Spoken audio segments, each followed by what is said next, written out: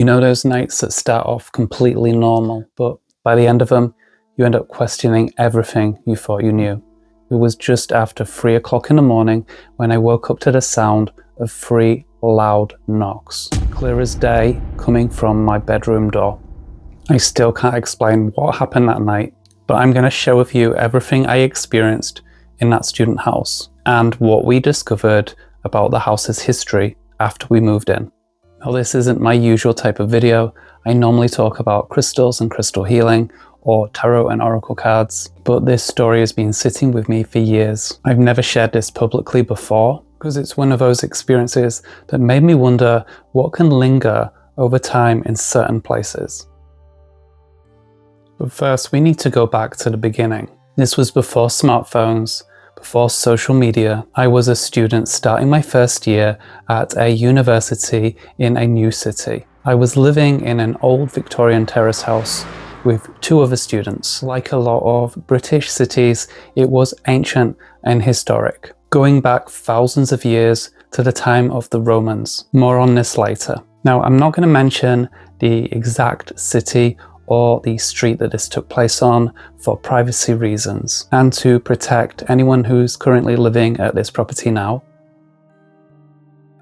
There was me, a girl who I'll call Lisa, and there was another lad whose name I will call Matt. And all our bedrooms were on the top floor. As soon as we moved in, we realized that our house also had a cellar, and I wasn't used to living in a house that had a cellar before. And it was basically an empty room. It was like all stone. There was no carpet or anything like that. There was no furnishings. There was maybe some junk stored in there. And there could have been some shelves, old paint, things like that. And it kind of was a very bare room apart from this one natural source of light. There was a window that was up and it would lead onto the street. I guess it's kind of typical of these types of buildings. And there was grates over it so people kind of wouldn't fall down. And it brought some natural light in.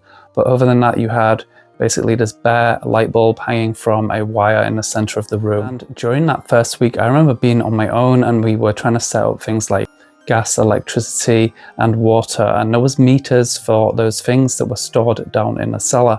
And I remember having to go down there to read these meters and get these numbers off these machines as we were the new residents of this house. I felt really uneasy down there. It was kind of like an oppressive feeling. It's hard to describe. I think some of you know this. It could have been just because it was underground, because it was dark, the way it was, but I got a unsettling feeling whenever I went down there. So I was trying to avoid it really from then on because there was no reason for me to go down there. But when I had to go down there to get these readings, honestly, I just could not wait to get out of that room. And I remember when I used to leave that cellar, I would go up this kind of staircase and I would look behind me like I thought something was, it was a sensation of feeling like you were being watched or feeling like there was something or someone else down there. I would often just run up the stairs. Like if I would leave the cellar, I would literally run out there. It just literally felt like someone was right behind me. Weird, creepy vibes in the cellar. And that was from the first sort of week we'd moved in. I realized I did not like the cellar. I would look at it and you're almost waiting for something to come up the stairs or someone to appear. It was a weird feeling that I had that something was a bit off with that cellar. So during our first year, one of the things that happened that kind of changed my whole perspective on this place and wondering if it was connected to the cellar was that they had been doing some digging and there was an industrial building or outbuilding behind one of the houses on our street. As they were digging into the ground deeper, maybe for foundations or something, they found burial sites. They found bodies and they cordoned the whole thing off, and it was in the press that basically they'd found a Roman burial site and specifically some type of graveyard that was used. And funnily enough, since then I know enough about Roman history that this actually made so much sense because this was outside of the walls of the city. And what Romans used to do is they wouldn't put their graveyards inside a city like we do now. We don't think anything of burial sites and graveyards inside of a town or city. They didn't believe that was right. And there's 2 ideas. Some people think that was for hygiene reasons. They thought having the bodies away from where people lived was just a safer thing to do. and the other one was they were quite superstitious people, and they may have had some belief that keeping the dead away from your homes, so they kept them out of the city. And the place that we lived was off one of these old, what would have been an old Roman road. And what happens in Britain is a lot of these old Roman roads get turned into modern roads over time. People just built over the same place. And we were kind of just far enough from that wall, which is where they typically would put a Roman graveyard or burial site would be placed there. So it made sense. And what we couldn't believe when we read the newspaper article is it said this burial site went underneath our entire street. So of course they didn't knock it down to be short, it was just theorized that this must go under here, this is just the edge of the burial site. And kind of, obviously we just couldn't believe it. It sounded like something from a horror film. I remember thinking, I get weird vibes when I cross the kind of ground level of that house. Like underneath, there's just something that wasn't right. So that may or may not be connected to what happened later. If you're enjoying this video so far, could you please give it a like? That helps me know that you're interested in this content, and I may do more of it in the future. Before I get to the main event, there is something else that I wasn't sure whether I would include, and I think some of you might think this is connected. So maybe typical student thing back in the day was we had a Ouija board in our house. We did buy a Ouija board that first year. I think when you're kind of that age, you're kind of like teens, early 20s, you kind of don't worry about things like that so much. You kind of like the risk of it. And I have to tell you, it was very hard to get hold of a Ouija board back then. These days I can walk into a shop in the city centre and they'll sell things like this, and there's all these paraphernalia. And I saw someone on the bus the other day, she had a Ouija board purse. You know, back then it wasn't easy to get hold of. I had to do it mail order. We ordered it through this kind of metaphysical shop, which was a mail order catalogue. Weird, but that's how you did it back then. No one was ordering through the internet. And we had this Ouija board. And we did do what you'd essentially be seances. And I will say this, I took part in them. Lisa, she did not want to be part of it. We had other friends coming round, and me, Matt, and other people we did some Ouija board sessions in the front room, the living room of our house.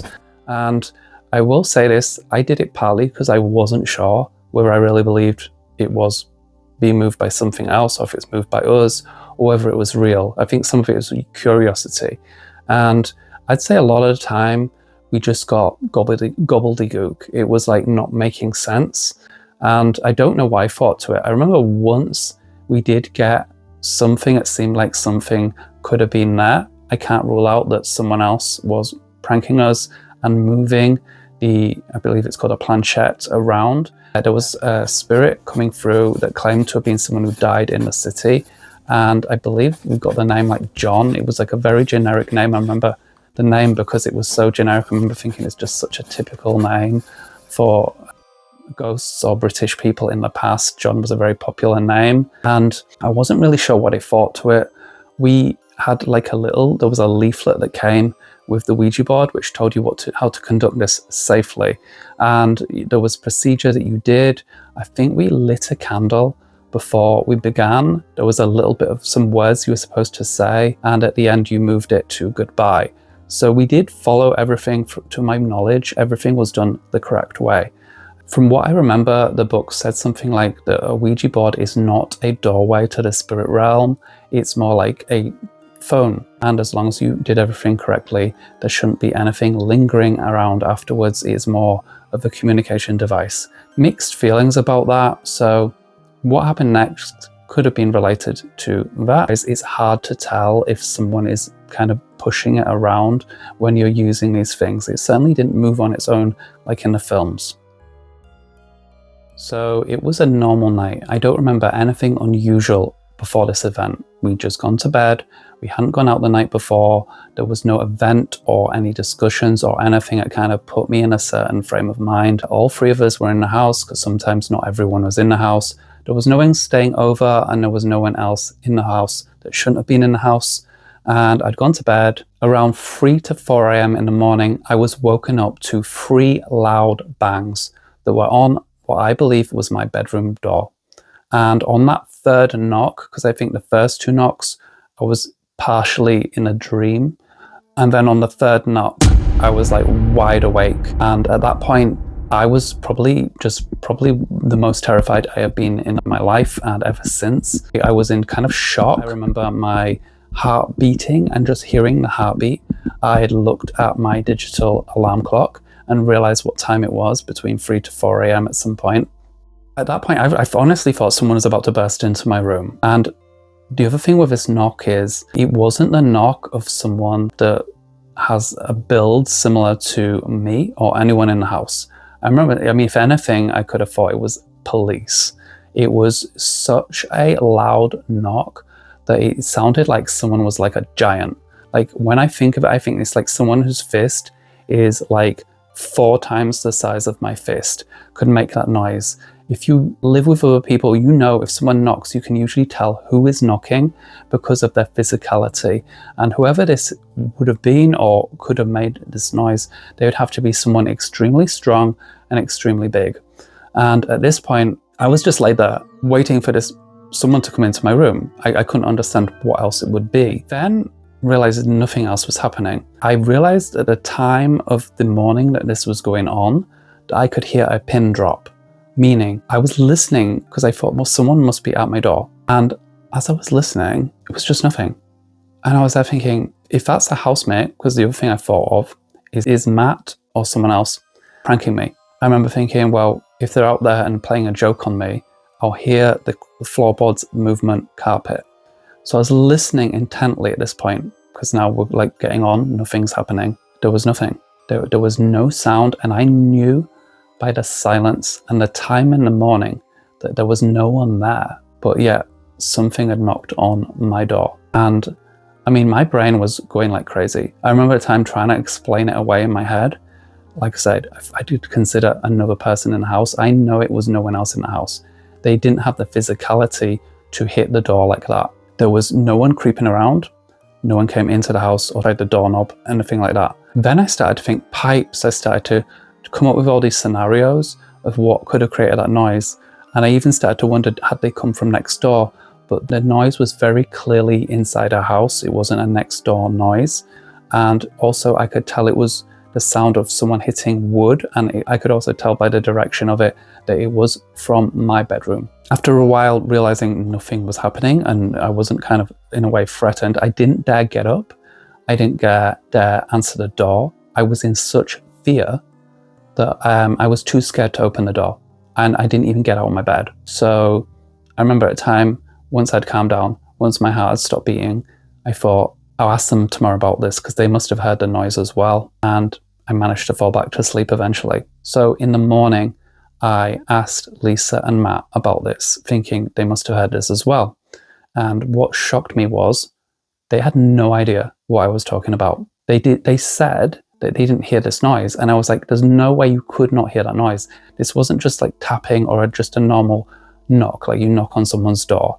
This was like booming bangs on my door. And at that point I was like, what does that even mean? What does it mean? Like, how can they not have heard that? Of course, I did consider that maybe they were in such a deep sleep they didn't hear it, but I just found that very hard to believe.